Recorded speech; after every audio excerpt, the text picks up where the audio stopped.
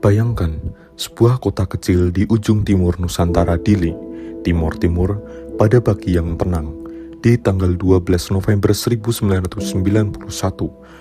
Suasana terlihat damai, namun di balik itu ada bara api kemarahan dan kesedihan yang sudah lama membakar dada rakyat Timor Timur. Mereka lelah dengan perang, dengan penindasan, dan dengan suara senjata yang telah merenggut banyak nyawa. Hari itu, ribuan orang berbaris, berjalan pelan dalam sebuah pawai damai untuk mengenang seorang pemuda bernama Sebastião Gomes. Mereka tidak membawa senjata, hanya poster, lilin, dan doa dalam hati. Tidak ada yang menyangka pawai damai itu akan berubah menjadi sebuah tragedi berdarah yang mengguncang dunia. Halo semuanya, hari ini kita akan membahas tentang salah satu tragedi kematian terbesar di Timor Timur, yang pada saat itu terjadi konflik antara Timor Timur dengan Indonesia. Ini dia tragedi Santa Cruz.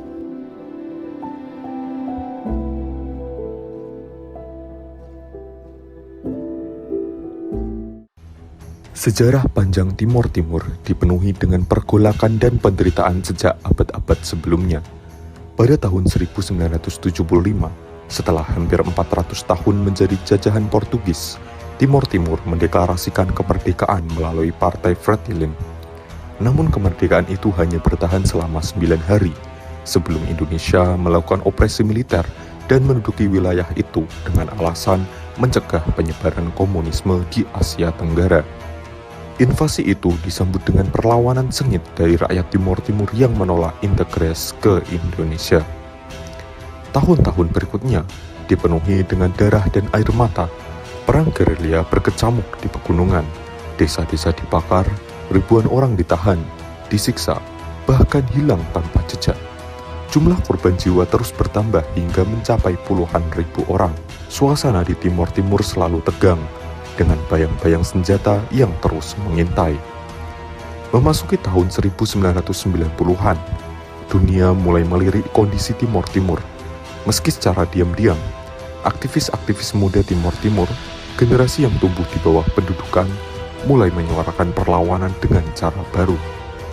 Mereka tidak lagi hanya mengangkat senjata, tetapi juga menyusun aksi-aksi damai untuk menarik perhatian dunia. Salah satu sosok yang muncul dari generasi ini adalah Sebastião Gomes, seorang aktivis muda yang gigih memperjuangkan hak rakyatnya. Pada tanggal 28 Oktober 1991, suasana Dili kembali bergejolak. Sebastião Gomes tewas ditembak oleh aparat keamanan di gereja Motael, sebuah tempat yang selama ini menjadi simbol perlindungan bagi rakyat Timor Timur. Kematian Gomes meninggalkan duka mendalam, sekaligus menyulut bara kemarahan. Bagi rakyat Timor Timur, Gomes bukan hanya seorang aktivis, tetapi lambang keberanian.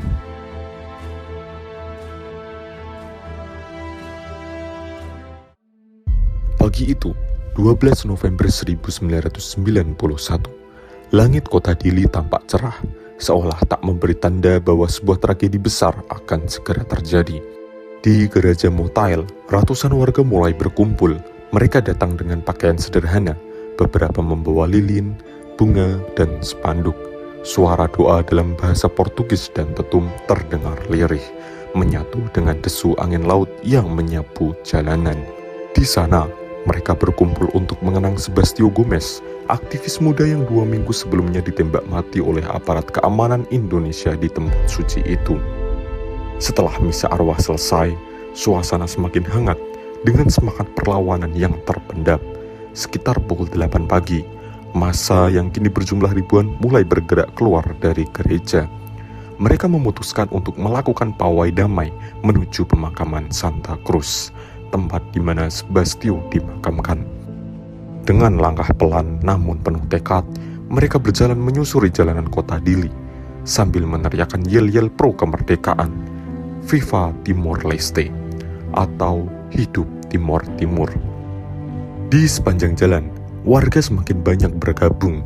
Mereka membawa spanduk dengan tulisan-tulisan Stop Kekerasan dan Timor Timur Merdeka. Di wajah-wajah muda itu terpancar keberanian, meski mereka sadar bahwa pasukan Indonesia tengah mengawasi. Di setiap sudut jalan, aparat bersenjata lengkap dengan seragam loreng berdiri tegak. Beberapa mengokang senjata, sementara lainnya memantau dengan tatapan tajam. Tetapi barisan pawai tak berhenti. Mereka terus berjalan, bernyanyi, dan berdoa. Sekitar pukul 9:30 pagi atau 09.30, pawai tiba di pemakaman Santa Cruz. Di sana, mereka mulai berlutut, menyalakan lilin, dan berdoa bersama. Suasana sempat hening sejenak. Beberapa pemuda berdiri di atas nisan sambil mengibarkan bendera kecil Timor Leste. Mereka tidak tahu bahwa beberapa meter dari tempat mereka berdiri, pasukan bersenjata sudah berkumpul, membentuk barisan, dan siap menyerbu. Ketegangan meningkat. Tiba-tiba, tanpa aba-aba yang jelas, terdengar satu letusan senjata. Suara itu mencegah keheningan dan disusul rentetan peluru yang menghujani kerumunan. Panik pun pecah. Orang-orang berlarian menyelamatkan diri, tapi peluru dari segala arah. Tubuh-tubuh tak bersenjata ambruk satu persatu di antara nisan dan lilin yang masih menyala. Jeritan memenuhi udara, bercampur bau mesiu dan darah yang mengaur di bawah panas matahari. Sebagian warga mencoba berlindung di balik batu nisan, tapi peluru terus menghujani tanpa henti. Ada yang merangkak sambil membawa anak kecil. Ada pula yang tertembak saat mencoba memanjat tembok pemakaman. Dalam hitungan menit, pemakaman Santa Cruz berubah menjadi medan pembantaian. Di tengah kekacauan, seorang jurnalis asing bernama Max Stahl yang telah lama tinggal di Timor Timur berhasil merekam tragedi ini dengan kameranya. Ia menyaksikan dengan mata kepala sendiri bagaimana pasukan Indonesia menembaki warga sipil yang tak bersenjata. Menyadari nyawa dalam bahaya, Stahl menyembunyikan kaset rekaman ke dalam kubangan tanah, berharap rekaman itu bisa diselamatkan untuk memperlihatkan kepada dunia apa yang terjadi di Timor Timur. Setelah kurang dari lebih setengah jam, suara tembakan akhirnya berhenti, tapi pemakaman sudah berubah menjadi lautan darah. Tubuh-tubuh tergeletak bergerak, sebagian terinjak-injak, sebagian lainnya masih mengerang kesakitan. Sekitar 250 orang tewas di tempat, sementara ratusan lainnya luka-luka. Tentara kemudian menangkap banyak warga yang selamat, menyeret mereka keluar dari pemakaman untuk diinterogasi dan ditahan. Asap tipis membumbung di atas tanah pemakaman. Bunga-bunga yang tadi dibawa untuk menghalang Sebastião Gomes kini tercampur dengan darah para korban yang berserakan di tanah. Tragedi Santa Cruz telah terjadi, meninggalkan luka mendalam yang tak akan pernah terlupakan oleh rakyat Timor Timur.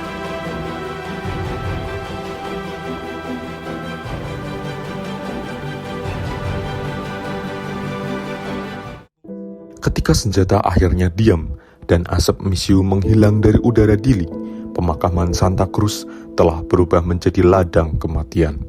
Tubuh-tubuh para korban dibiarkan berserakan. Sebagian masih bergerak lemah, sebagian lainnya sudah tak bernyawa. Rakyat Timor Timur kembali diliputi ketakutan.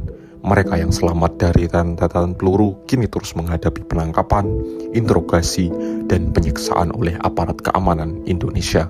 Namun, di tengah kegelapan itu, sebuah harapan kecil menyala. Sebuah rekaman video yang tersembunyi di tanah basah oleh darah. Max Stahl, jurnalis asing yang berhasil merekam seluruh peristiwa mengerikan itu, tahu bahwa rekaman tersebut bisa menjadi satu-satunya senjata rakyat Timor Timur untuk menunjukkan kepada dunia penderitaan mereka. Dengan penuh risiko, ia menyelundupkan kaset video itu keluar dari Timor Timur, melewati pemeriksaan ketat aparat, dan ketika akhirnya rekaman itu tiba di tangan media internasional, kebenaran pun mulai terungkap. Beberapa minggu setelah tragedi, stasiun televisi besar seperti BBC dan CNN mulai menayangkan gambar-gambar brutal dari Santa Cruz. Dunia terhenyak. Adegan-adegan warga sipil tak bersenjata yang ditembaki tanpa ampun oleh pasukan bersenjata lengkap menyulut gelombang kemarahan. Di Australia, ribuan orang turun ke jalan membawa spanduk bertuliskan "Stop the Killing in East Timor". Di Amerika Serikat dan Eropa, suara kecaman terhadap Indonesia semakin keras. Pemerintah-pemerintah yang sebelumnya bungkam mulai mendesak Indonesia untuk memberikan penjelasan. PBB tidak tinggal diam. Dewan Keamanan Majelis Umum PBB kembali membahas status Timor Timur yang selama ini digantung di ranah diplomasi internasional. Amnesty International dan organisasi-organisasi hak asasi manusia lain mengeluarkan laporan yang menyebut pembantaian di Santa Cruz sebagai pelanggaran HAM berat. Tekanan terhadap Jakarta semakin besar, membuat posisi Indonesia di mata dunia kian terpojok. Di dalam negeri, pemerintah Indonesia berupaya meredam kecaman dengan menyebut peristiwa itu sebagai kesalahpahaman dan mengumumkan bahwa mereka akan melakukan penyelidikan internal. Beberapa perwira militer diadili di pengadilan militer. Namun banyak pihak internasional menilai langkah itu hanya sekedar formalitas untuk menenangkan opini dunia. Bagi rakyat Timor Timur, tragedi Santa Cruz adalah luka yang sangat dalam, tetapi juga menjadi titik balik. Tragedi ini mengubah perlawanan mereka yang semula terisolasi menjadi perjuangan yang mendapatkan sorotan internasional. Dunia yang sebelumnya menutup mata, kini mulai melihat, mendengar, dan peduli pada penderitaan mereka. Tahun-tahun berikutnya, tekanan internasional semakin meningkat. Akhirnya, pada tahun 1999, PBB memfasilitasi referendum di Timor Timur. Dalam pemungutan suara itu, rakyat dengan suara bulat memilih untuk merdeka. Proses panjang menuju kemerdekaan yang penuh darah dan air mata akhirnya berubah pada 20 Mei 2002 ketika Timor Leste berdiri sebagai negara berdaulat.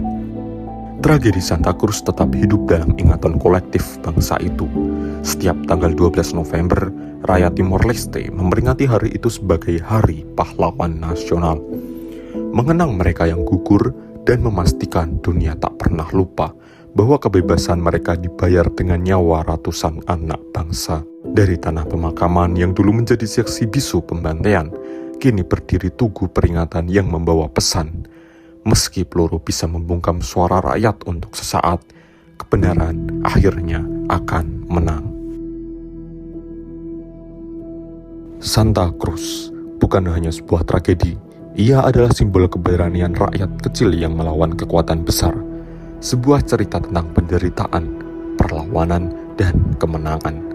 Dari darah yang tertumpah di tanah itu, lahirlah kemerdekaan sebuah bangsa. Dan dunia harus selalu mengingat Santa Cruz, agar sejarah kelam itu tak pernah terulang kembali dimanapun di bumi ini.